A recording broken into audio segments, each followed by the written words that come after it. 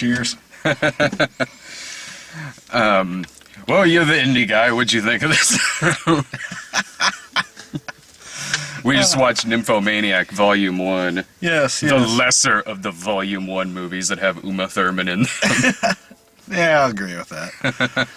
Well, like I told you as soon as it was done, I thought it was really well made. For the most part, really well acted. I have no major complaints about the movie, but at the end of it, I had to sit there and thought for a moment, went, oh, well, this has zero effect on me whatsoever. Are you interested in seeing the second one at all? Absolutely, just to see where the story goes. I mean, I thought it was well written enough. It was kind of like watching a novel or a stage play taken over by a director with way too much visual emphasis, I think.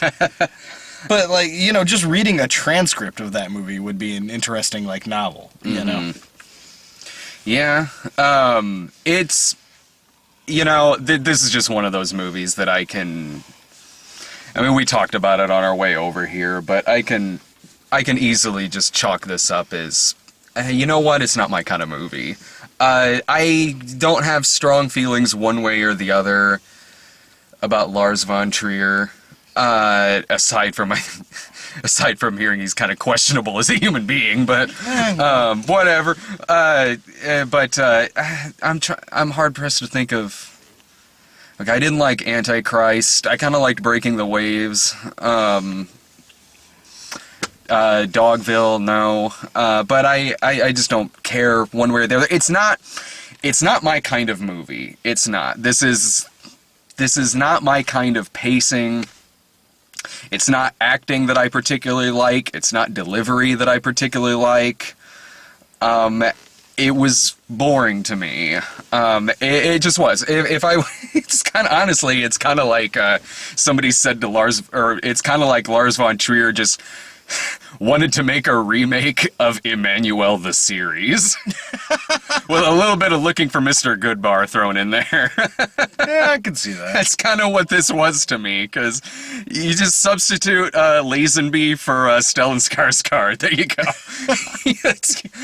It's 4 hours. It's a 4-hour movie of Emmanuel the series. There's movies about sex addiction that I find way more interesting than this. Looking for Mr. Goodbar. Shame. Shame is a much better movie than this. This movie to me was just a series of very uninteresting people doing very uninteresting things and saying things very uninterestingly. It's 2 hours of people speaking their dialogue as if they've been injected with a horse tranquilizer. I mean, it's not, there I was walking through the forest, and the forest was me. Surely my vagina is like an automatic door. That, for 2 hours, it's not my thing, man. I don't... If it's for you, fine. Like, I mean, this movie's exactly what I thought it was gonna be. You know, See, I went in thinking it was gonna be a bit more probably like Antichrist, and I'm really glad it wasn't. I might have liked this better than Antichrist, but simultaneously it might have bored me more than Antichrist. See, I didn't find it boring at all. I did. But if it's your thing, it's your thing, I totally get why you would. Of course, I mean, believe me, like, especially given the character I play online. Yeah. Believe me, like, you would think I would walk into this and, like, hate it, but no. I mean, I'll say that a majority of, I will say that not all of them, but a majority of a lot of the reviews I've read for it pretentious bullshit. Are typically written by people who just have an absolute, or are typically written by the absolute most joyless people I've ever encountered in my life. Yeah, it's the same people that write glowing reviews about this movie, the same people that write glowing reviews about fucking Terrence Malick movies. And it's just pretentious bullshit. As a movie, I liked it just fine. Mm-hmm. I didn't have any other problems. I didn't find it boring. It's got a slow pace to it, but I didn't find it in the right mood. It's fine. You know, if I'm in the mood to watch fucking a comedy or something a little more lighthearted or quicker paced, I'm not gonna watch this. This for me is a perfect background movie. Right, Like, if I'm at home and I'm drawing or working on a painting or something, this is a great movie to have on because I don't necessarily have to watch the screen for everything. I could get the story by listening to it. So that works for me just fine with a lot of movies. I don't mind sitting down and watching a long, slow movie sometimes. Oh, no, neither do I, as long as I have some kind of invested interest in it. There was nothing about this movie I really found interesting. See, I found plenty about it interesting, I will say. Like, I like this movie. I had no real problems with it besides Shia LaBeouf's fake accent in it, which honestly isn't even that terrible. It's just so glaring that it's just like, you know what? Let him be a fucking American. I thought the same thing. Like, what's it matter if he's it's a slight change in dialogue and he's American, and it's not a big deal. And you know what? I wanted to like him in this. I did. Look, he's a douchebag in real life, yeah. And the movies he's primarily known for, he's terrible in them. He's easily the worst part of a lot of them. There are some movies he's just flat out ruined. But I've seen him in a few things that he's okay. That he's perfectly fine. And after the long run of all the shit that he's gotten himself into, that's 100% his fault. Oh, completely his fucking fault. He's a fucking douchebag. Yeah. I wanted to like him here. I did. I wanted to say, look, this guy, yeah, he's got his issues in real life. But here, you know, this proves he has some kind of talent, sort of, but he's not very good in this. But it's the accent. It's 100% the accent. The accent. The emoting was fine. He had a good screen presence. He didn't ruin any of the scenes he was in. No. But every time he opened it, because half the time he's not talking when he's in this movie. And he was great in the parts where he's not talking. But the few lines he has, it's just like, fuck, just let him be American. If he just got to be American, he'd have been... I'd have loved him. I totally thought the same thing. I absolutely did. I thought he was honestly really good in Lawless from a couple years ago. Lawless, he was fine in that. He was good in the Downey Guide to Recognizing Your Saints. He was good in that. In this, I mean, in the scenes where he's in his office and she's his secretary, I was like, I'm sure you were probably thinking the same thing. I was like, well, okay, this is... if E. Edward Gray had no shred of charisma in any way, shape, or form. yeah, maybe a little.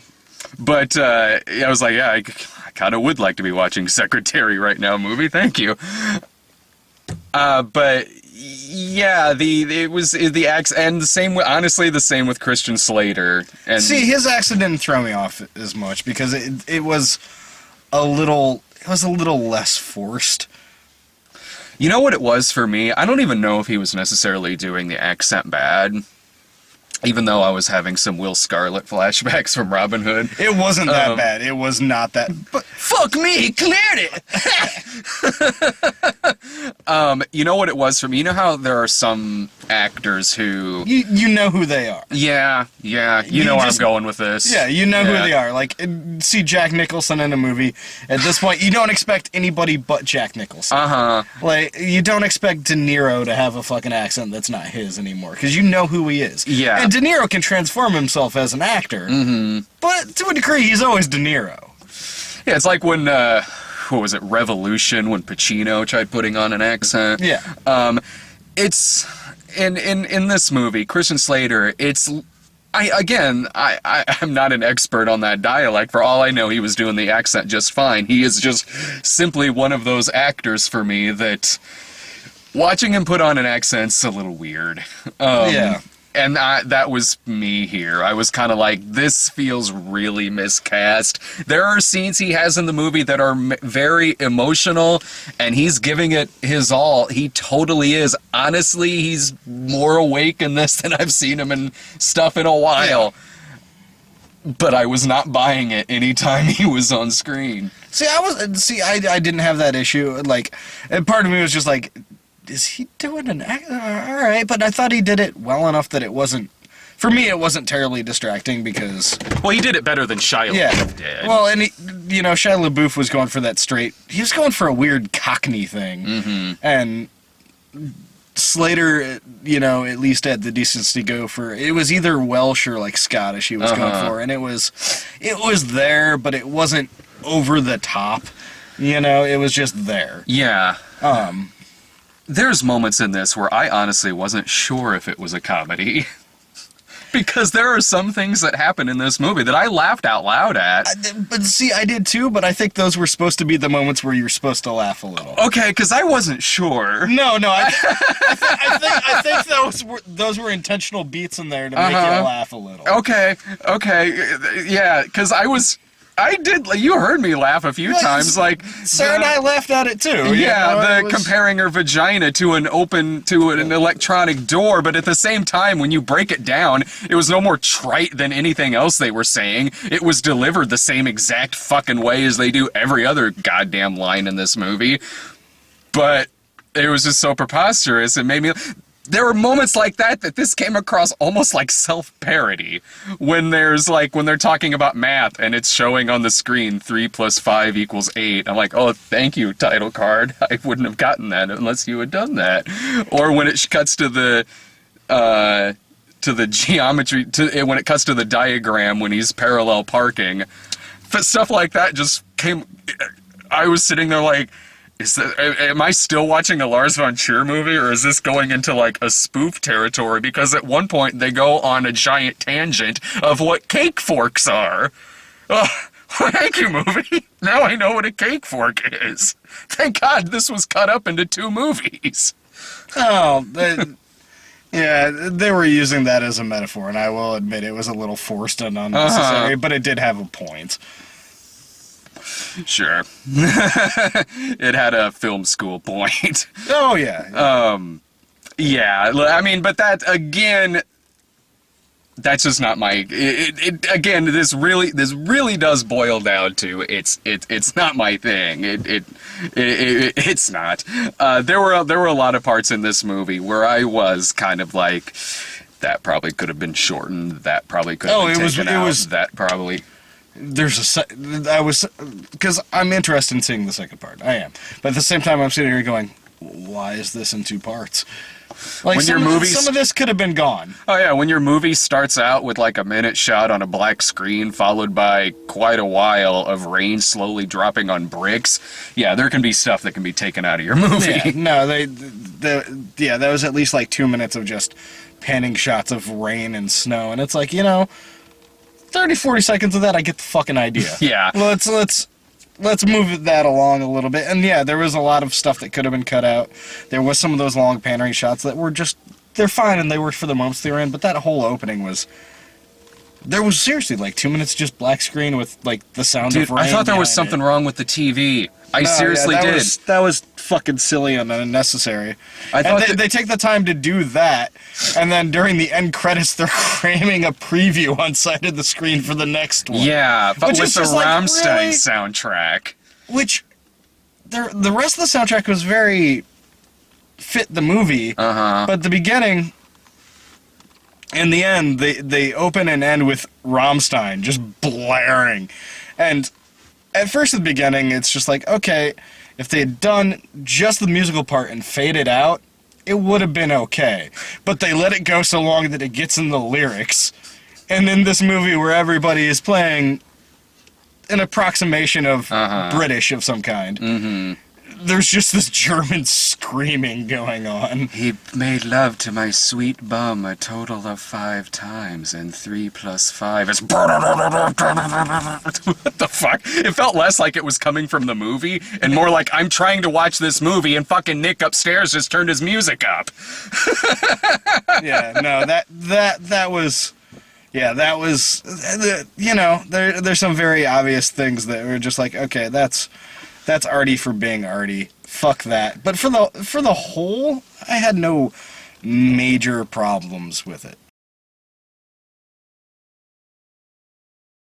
The movie, there's nothing about... I had a couple little minor problems, but no major problems. There's nothing about this movie that pissed me off. I didn't sit... I was kind of antsy sitting... I was antsy sitting there watching it. I wanted so much to just get up and do other things. I did. The movie didn't... I won't go so far as to say the movie really just annoyed me. It was just there. It was just something that was happening on the screen.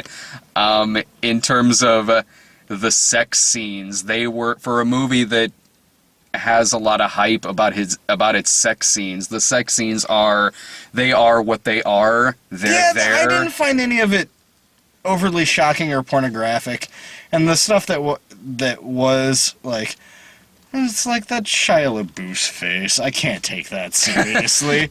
I've seen more far out sex. Taking like what I typically watch every week for the site out of it. Take that out of it. Like, freaking Black Love the other day.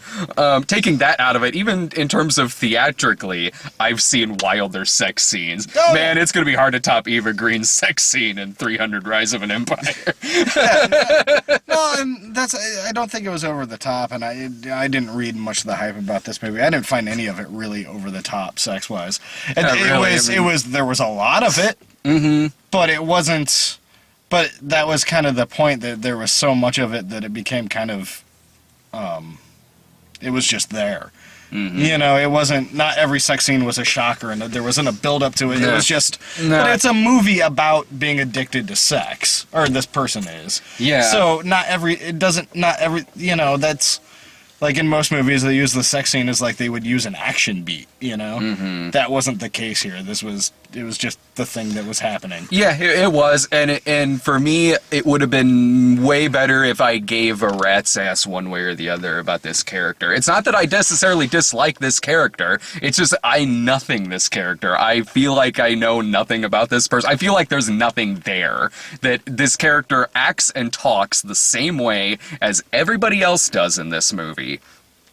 90% of them at least, because there are a couple of people in this that I did really like. But I actually understand why Shia LaBeouf was cast for this movie, as miscast as he is. I understand why he got the part, because apparently his audition tape for it was he made a sex tape with him and his girlfriend and just sent it to the director. And you know, after somebody does that, give him the part. Well, I feel like I gotta give him the part now. It's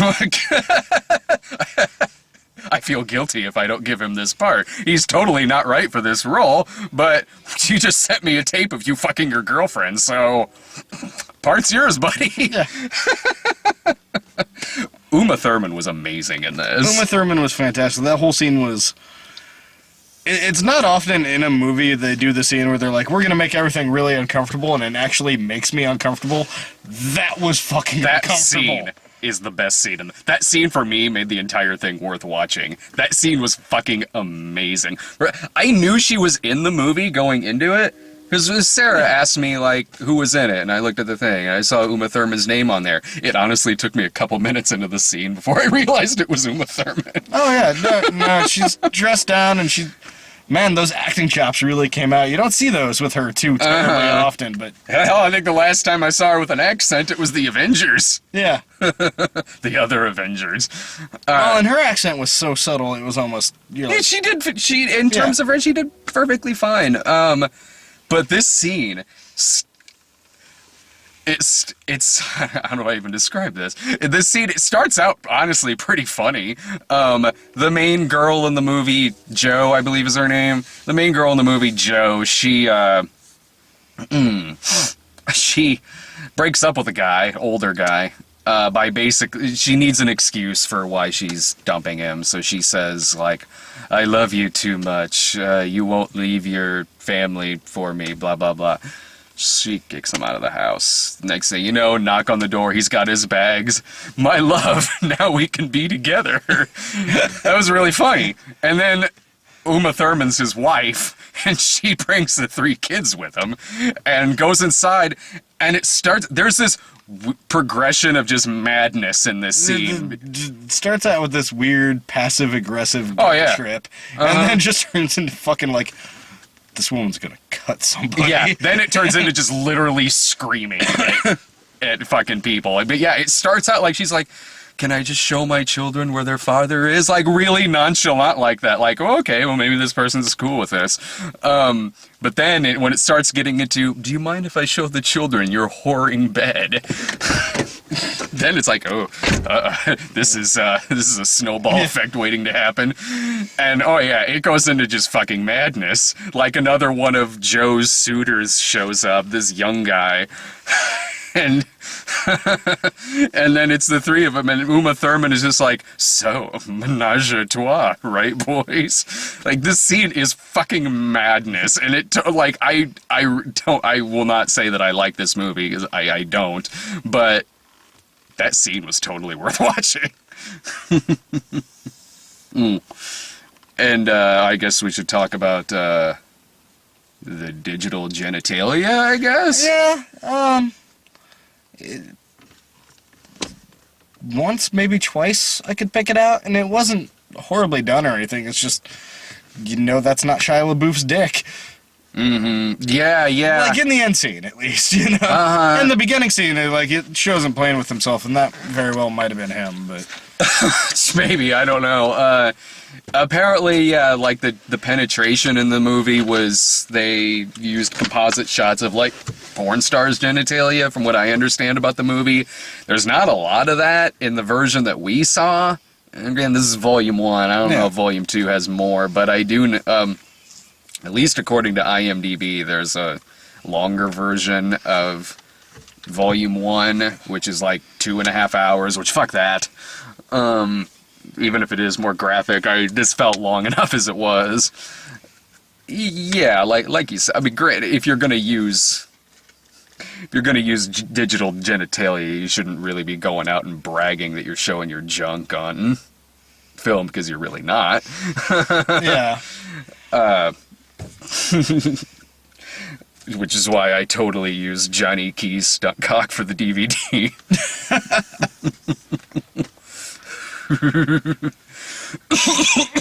I didn't, by the way. But anyway, I didn't even know that was an option. Yeah. Jesus. What the fuck? Oh, fuck, man. I didn't know a whole lot more penetration in our movies if we'd known we could do that. I didn't know my grandma was gonna buy the DVD. Oh God, please tell me Joanne didn't get a copy of the Lord, no! My grandma doesn't know what I do for a living. Let alone that I showed my dick on a DVD. So final words. My dick's better than Shia LaBeouf's. I don't know. You got anything else about this? No. It honestly, like I said before, I don't have any glaring problems with the movie, but I will say I'm curious to see the second one. I'm curious to see it. And I'll sit through it and I'll watch it, and I might very well enjoy it. I somewhat enjoyed this one, but it's just going to fall into that category of 5 years from now, someone's going to bring it up and I'm going to go, oh yeah, I saw that. And that's going to be about it. Like, I'm not going to have I don't have super strong feelings about it either way. I think overall, I enjoyed it more than I didn't enjoy it, but that's about all I fucking got. I know a lot of people are going to walk into this expecting another Tree of Life review, but... No, it was... That's the thing about Terrence Malick, is it's so over the fucking top with him. Like, this one at least wasn't fucking over the top. It was just... Oh, okay, I see what you're doing. Mm-hmm. Like, with Terrence Malick, it's like, why is there a fucking dinosaur? Stop showing the sunset. Stop it. Stop showing the fucking sun.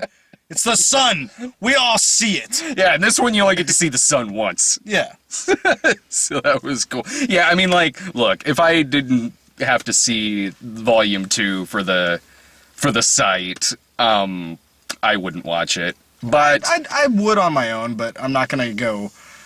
I'm gonna see it because of the site. I'm not gonna go out of my fucking way to like track it down or anything.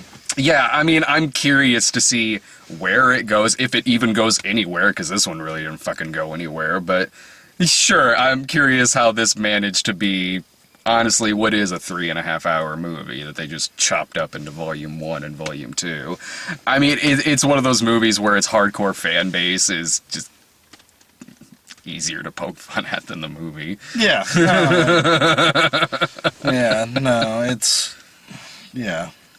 It's one of those things. It was okay. And it's like, see, like I can see why it has like a 70% critic rating. Sure. Mm-hmm. I don't understand why it has a 70% fan rating. That's what, on Rotten Tomatoes? Yeah. like everything has a high fan rating on Rotten Tomatoes. Fuck, I think Lone Ranger had like a 90% fan rating on Rotten Tomatoes. It's the 10 people that can be bothered to write about it, like it. Yeah. So, yeah, I mean that's my thoughts on that. Like, if you're a big Lars von Trier fan, even if just art house cinema in general, you might enjoy it. But at the same time, if you're not into that shit, don't bother. Don't waste your fucking time with shit like that. It's not for you. Yeah, and there's no use getting, like, a Terrence Malick, it's so, like, jammed down your fucking throat, like, oh, he's gonna be nominated for a fucking Oscar again. Lars von Trier's not gonna get nominated for a fucking Oscar. No. And so, I mean, and it's not a fucking generation of college kids going, oh, he's a genius! Why doesn't he make more movies? No, I think Lars von Trier might perceive himself to be the thinking person's exploitation director. That kind of makes sense, actually. I mean, I don't know that, but this movie's made for people who think too highly of themselves to jerk off to Emmanuel in space. So yeah, have at it. It's yours. I will never take this movie away from you. If you're diehard into Lars von Trier and it's your cup of tea, you've probably already seen this movie by now. It's been on demand for at least a few weeks now. Hell, Volume 2 is already up. I'm sure you've seen both of them. Lord knows I've read a lot of Lord knows I've read a lot of reviews and things about this movie that wow, it's like, I don't know, it's like being back in the art house scene in 1996 again. So, sure, that's Nymphomaniac Volume 1. We'll see you later with Nymphomaniac Volume 2. If you like the movie, if you really love the movie, just don't be a pretentious dick about it. No, yeah, honestly. Same with Terrence Malick. Like him if you want to. Don't begrudge us our fucking Caligula, though. Don't you take my Caligula away. No. Take my fucking Caligula away, my women's prison massacre. And that's the thing about people's fucking... we can like whatever the fuck we like. You can like whatever the fuck you like. I like our house movies, but you know what? I fucking love me some Pootie Tang, too. I do like art. I do. There are plenty of art house movies that I do like. I know that I've been perceived by, from what I gather, someone in particular to be an anti-intellectual. No, I'm not. I'm not at all. I just like making fun of pretentious douchebaggery. There's a difference. Oh. There's a huge difference. Well, and there's also a big difference between intellectualism and just being a douchebag. Yeah, and there's that's a huge what I like. fucking difference. That's what I like making fun of. Like, this movie I didn't find douchebaggy at all. Terrence Malick movies I find fucking douchebaggy. I'll say it. Fuck you. I don't care. Like, I do love Badlands. You can enjoy it if you fucking want. If it's your thing, love it. Good for you. One thing I miss about the old site was the comment thread on the Tree of Life video. It was amazing. It was so good. I'm gonna particularly I miss the Prometheus and Man of Steel. Me too. comments. Well, I mean, technically, there's still, if you go to like archive.org and type in, you can find them. They're still there. Go comment on them. So I wonder if that works. If you tell on the archive of it, if commenting on it will fucking work. It might. I have no idea. I have no idea. Like, if you do that, I won't get alerted about it. There's no way for me to tell if it works. So yeah, okay. It's done. Done. Bye.